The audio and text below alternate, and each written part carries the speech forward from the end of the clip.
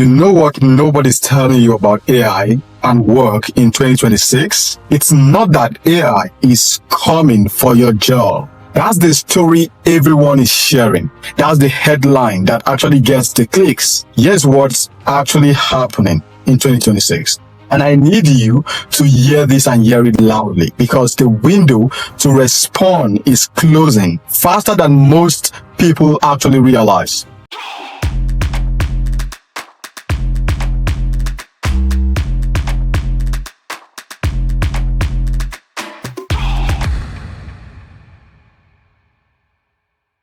MIT just released something they call the Iceberg Index. November 2025 was when this came out, and what they found should be a wake-up call for every single person that is actually watching this right now. AI can already replace about 11.7% of the US workforce. Not in 5 years, not someday, I'm talking about right now, today. The technology actually exists. The cost has dropped enough to actually make this very viable. But here is where it gets very interesting. That's not the scary part. The scary part is what's happening to everyone else right now. The other 98%, because there is a split that's actually happening in the workforce that nobody's talking about. A three-way division. And which side you end up on will actually determine everything about your career for the next decade. I spent the last 6 weeks studying this, reading every major report from McKinsey, Microsoft, PwC, the World Economy, watching what's actually happening in companies right now, talking to people living through this transformation as we speak. And what I found changes everything. We think we know about AI and work. So let me show you the three parts where you probably are right now, and more importantly, how to make sure you end up on the right side of this great divide that is happening today. Everyone is asking the wrong question right now. Will AI take my job? That's what we are all worried about. That's what keeps us up at night. But that question misses what's actually happening, because the data shows something completely different. Something that should actually fundamentally change how you think about your career in 2026. Here's the reality that's actually happening. Andrew Yang, you might remember him. That because he ran for president, he was talking about automation, right? Back then, people thought he was being dramatic about the whole revolution of AI. He just updated his numbers. December 2025, he's now saying that 40 million jobs over the next decade, not just manufacturing, white-collar professional roles, the jobs we actually thought were the safe ones. Sam Altman, the CEO of OpenAI, said something even more startling. He said his own kid will never be smarter than AI. Now, a child that is born today will grow up in a world where artificial intelligence is always more intelligent than they are. Think about that for a second. Really sit with it, all right? But here is what everyone is missing in this whole scary headlines. Here is the part that should actually matter to you and I today. The question isn't, will AI actually replace me? The question is, am I in the replacement zone, the augment zone, or the create zone? We know these zones actually exist. So let me show you what I mean. I call this the AI work trilemma. 3 zones, 3 completely different futures, and you need to understand which one you are in right now. So the zone 1 is the replace zone. All right. These are jobs where AI can actually do the entire workflow, start to finish. No human needed in that zone. MIT research identified the pattern. These roles share 3 characteristics. Firstly, they are repetitive tasks, same processes over and over again. The second thing is they are rule-based, if-then logic, clear decision trees. Now, thirdly, they don't require physical presence or complex human judgment to actually work, like data entry keyers, telemarketers, basic customer service reps, payroll clerks, routine scheduling coordinators, all of those. So if your job is primarily moving information from one place to another, following a script or processing standard requests, you are in the replace zone, unfortunately. And here's what the data shows. These jobs won't disappear overnight, but they are shrinking. 3% fewer job postings in these categories was experienced in 2025 compared to 2023. The window is actually closing up on people in that environment. Which brings us to zone number 2, the augment zone. This is where it gets interesting. This is where most of us actually are right now. The augmented zone is jobs where AI makes you dramatically more productive, but it can't actually replace you entirely. Microsoft's latest research actually shows something fascinating. Workers using AI tools are 33% more productive for every hour they actually use those tools. That's not a small number. That's transformational. But here's the catch. If AI makes you 33% more productive, what happens to the person next to you who is actually not using AI? They are 33% less valuable. Same job, same title, but one person is augmented and one person isn't. PwC tracked this across industries. In AI-exposed sectors, activity growth jumped from 7% to 27% since 2018. The companies that figure out AI augmentation are actually pulling away. And the workers who learn to collaborate with AI are also pulling away too. Some engineers using Copilot designers, using Midjourney, marketers using ChatGPT for research and copywriting, financial analysts using AI for data modeling. They are not being replaced. They are being exponentially enhanced in their role. But if you are doing the same job, the same way you did it 2 years ago, you are falling behind very, very fast. Which brings us to zone number 3, the create zone. This is the safety zone, the opportunity zone, and the zone most people don't even know actually exists right now. These are jobs that either don't actually exist yet or are actually being completely redefined by AI. Here's what the data shows. The World Economic Forum says we are not just in a cyclical skills shortage. We are in a structural one. AI is creating demand for entirely new roles faster than we can actually train people for. Let me give you real examples. Real jobs that this is actually happening to with real salary data. AI prompt engineer didn't exist 3 years ago. Now they are paying 120,000 to 175,000. Companies need people who can translate business problems into AI instructions. Then we have the AI ethics officers. They are paying between 80K to 150K. Somebody has to make sure these systems are fair, transparent, and actually align with company values. Human AI workflow designer. This is around 95 to 180K. These are people who figure out which tasks AI should do and how they actually can work together. Then we have AI training data curator. Between 65 to 110. Somebody has to organize, label, and do quality check the data that this system actually learned from. These aren't future jobs. These are jobs that are being posted right now. And companies can't find enough quality people to do these jobs. Ghana predict that by 2026, 40% of enterprise apps will feature task-specific AI agents. That is up from less than 5% in 2023. Somebody has to build those agents, train them, manage them, optimize them, integrate them into the workflows. As somebody could be you watching this video right now. But here's where it gets really interesting. And this is the part that should give you hope. There is one skill that's becoming more valuable and is not becoming less valuable. One capability that AI can't touch anytime soon. One premium that's actually increasing as we speak. And that is emotional intelligence. I know it sounds soft. It sounds like corporate buzzword. It sounds like nonsense. But look at the numbers. Forbes just released a research in December 2025.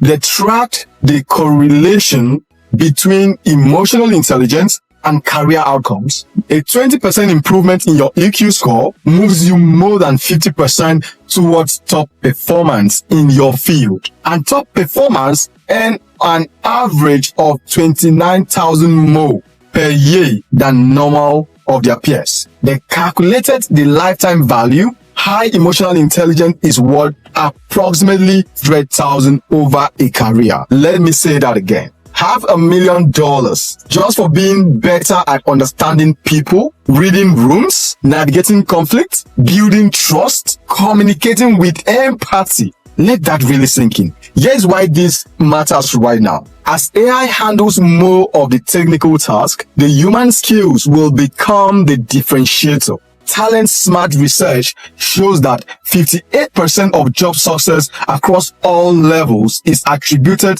to emotional intelligence, and 90% of top performers score high on EQ. Meanwhile, only 20% of low performers have high IQ. So the gap is massive, and it's growing because here's what AI can't do. AI can't read the room in a tense client meeting. It can't navigate the political dynamics of getting a project approved.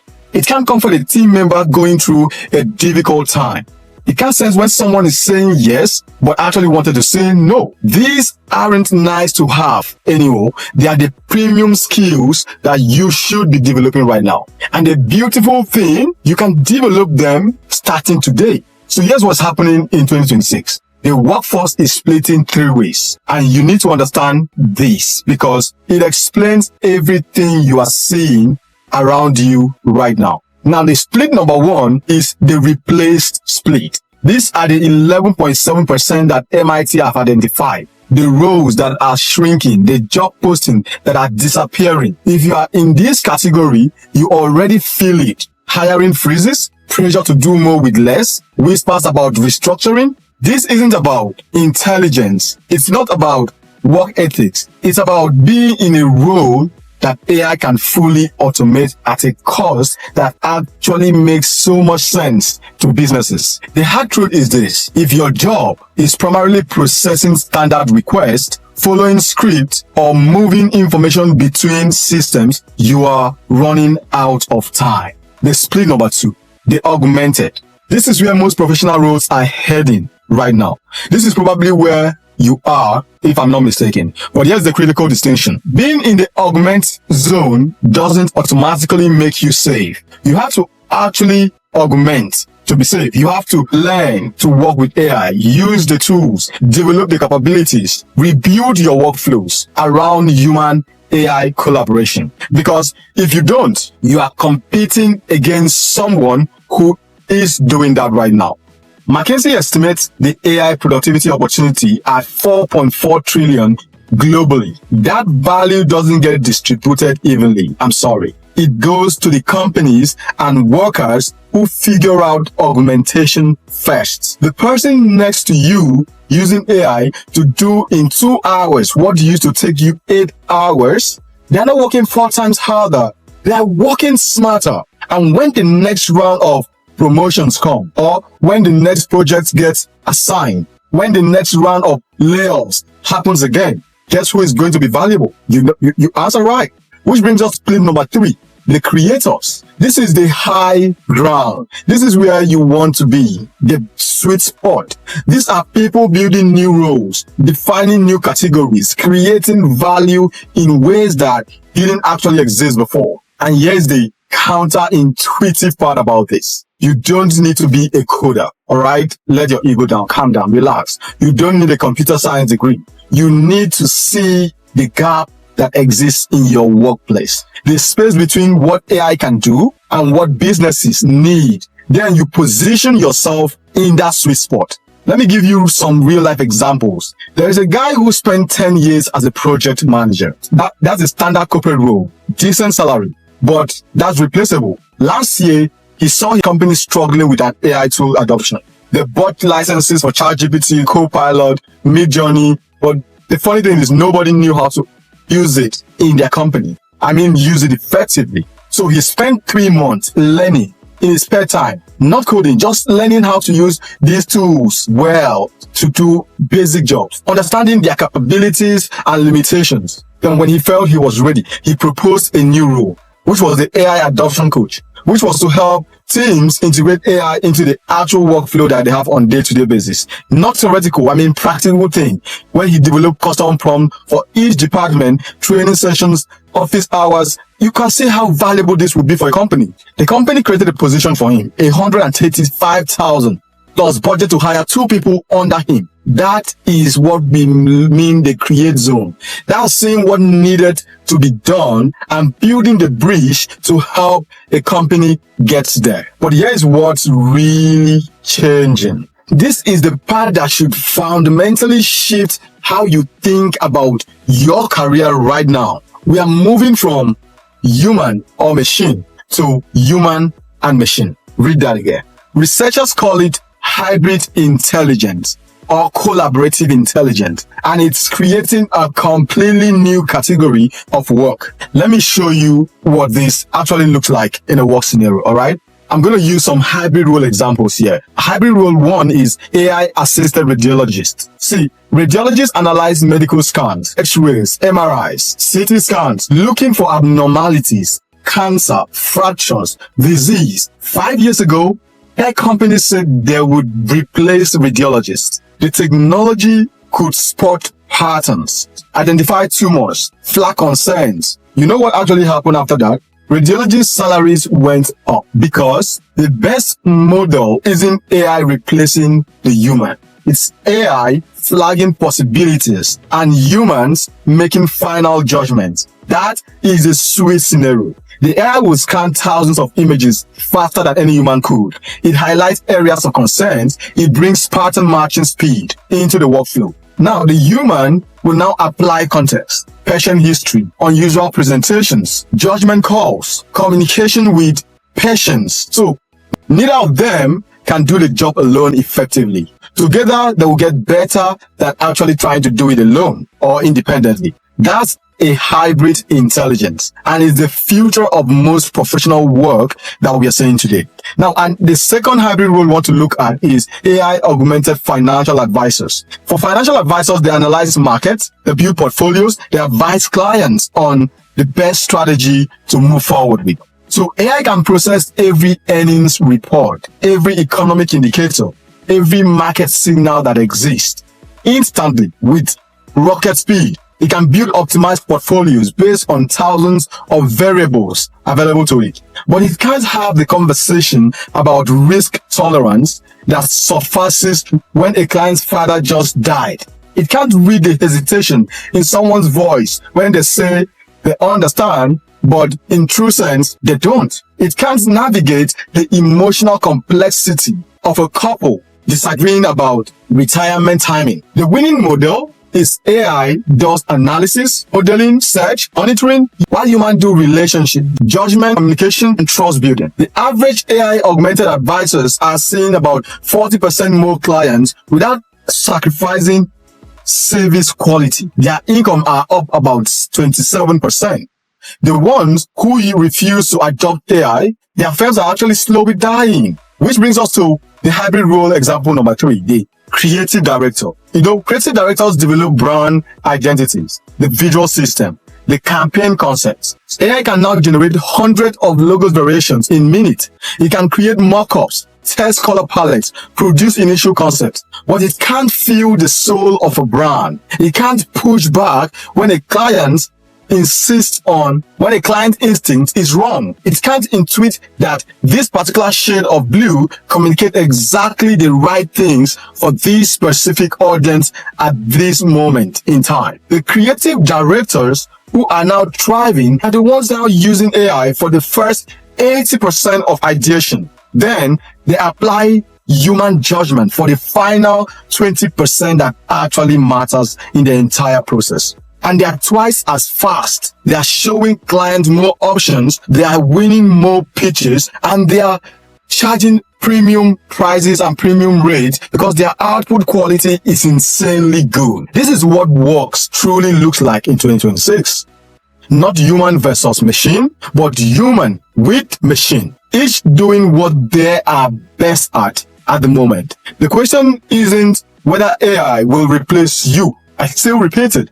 The question is, are you learning to be the human in the hybrid scenario? So this brings the question, Emmanuel, what should actually matter to me right now? What should I do, or what skills should I be developing? Because here's the thing, the technical skills, those are important. You should learn AI tools. You should understand how these systems truly work. But that's the table stakes. That's the baseline of what we are talking about here today. The real premium is on the skills that machines can't replicate at the moment, and probably never will. Research from the World Economic Forum, from McKinsey, from dozens of studies, all points to the same 4 capabilities. The first one is the creative thinking. Not just creativity, but creative thinking. The ability for you to connect unrelated concepts, to see solutions that normally doesn't fit with existing patterns around your workflow, to ask what-if questions that opens new possibilities or new loop in your work environment. AI is trained on what already exists. It's remarkably good at combinations and variations, but it doesn't actually create true novel ideas. It is humans that do that, at least the ones who train themselves to think in this way. Then the skill number 2 is the critical thinking and judgment. AI can process millions of data in record time. It can identify correlations. It can make predictions, but it can't weigh competing values. It can't factor in context that isn't explicitly provided to it. It can't recognize when the data is misleading or the question itself is wrong. As of this moment that we are having this conversation, the ability to now think critically about information, to question assumptions, to apply judgment in ambiguous situations, that's becoming more valuable. And that brings us to the skill number 3, emotional intelligence and empathy. We have covered this already, but it's actually worth repeating again. Understanding people, building trust, navigating conflict, reading the unspoken signals, communicating in ways that actually make sense to people. As AI handles more of the technical work, these skills becomes the biggest differentiator we can have. Skill number 4, the adaptability and the continuous learning.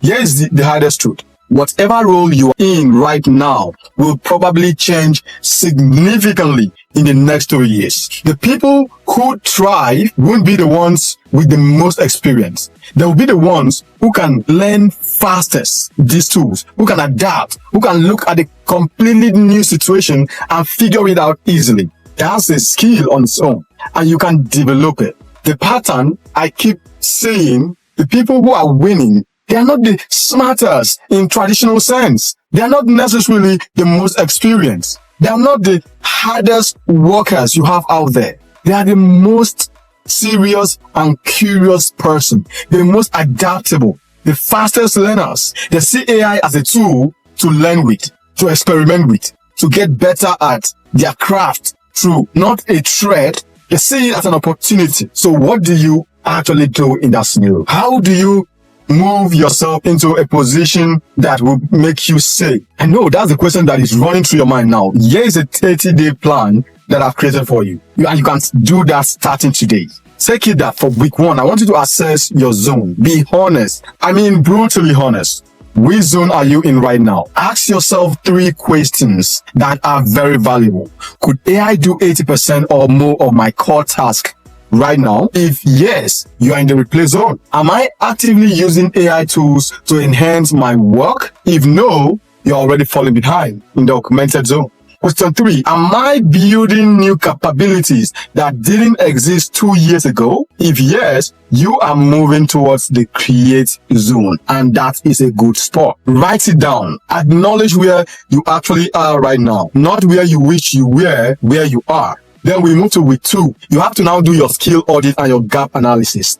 List your current skills, both technical and human. Then research 3 roles in the create zone, roles that are growing, that are new, that combines your industry knowledge with AI capabilities. What skills do they require that you don't have right now? What's the gap that actually exists in your industry? Then we move to week 3, where you now do your rapid learning sprint. Pick one of the AI tools you prefer that is relevant to your field. Not 10 tools, I mean 1 tool. Spend 1 hour per day for 7 days learning it deeply, not just the surface features. I mean deep capabilities of that tool. Use ChatGPT for knowledge workers, alright? If you're a creative person, think of tools like Midjourney, Sora, or Nano Banana. If your job involves researching, go for Claude AI. If you're a developer, try to use most of these Copilot tools. These are tools that are relatable to your field. Learn it better than anyone else in your office. Okay?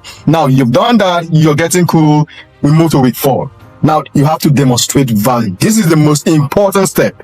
You have to make your new capabilities clearly visible to everybody. So you find a project, a problem, preferably a workflow that could improve something around your workflow. Use your new AI skills to create something valuable around it, then share it with your team, with your boss, with your network, on LinkedIn, on social media, wherever that is. You have to show, don't tell. Demonstrate that you are someone who have figured these things out, who can now add value, who can adapt as these things grow. That's how you move from any zone into the create zone, by creating. I hope this is making sense now. Here's what I want you to understand. I want you to really take this in. The next 3 years will drastically determine the next 30 years of your career, maybe your entire career. That sounds dramatic, I know, but the data actually supports that. We are at an inflection point, a moment where the workforce is fundamentally restructuring, and the decisions you make right now about learning AI or not learning it, about adaptation, about positioning, will compound over time. So the person who starts learning AI now and putting up their skills will be exponentially ahead in 2 years. And the person who waits will experience a gap that will be impossible to close in the marketplace. This isn't about the doomsday theory. It's about fear. It's about clear-eye understanding of what's really happening right now. And here's the beautiful thing, which is the hope in all of this. You are watching this YouTube video and you've watched it up to this time. That means you are someone who seeks out information, who thinks about the future, who is willing to learn. That already puts you ahead of most people out there. Most people are ignoring stuff like this. It's a long video, it's a 20-something minute video, hoping that this AI will go away someday, assuming it won't actually affect them. But you're not doing that. You are here. You are learning.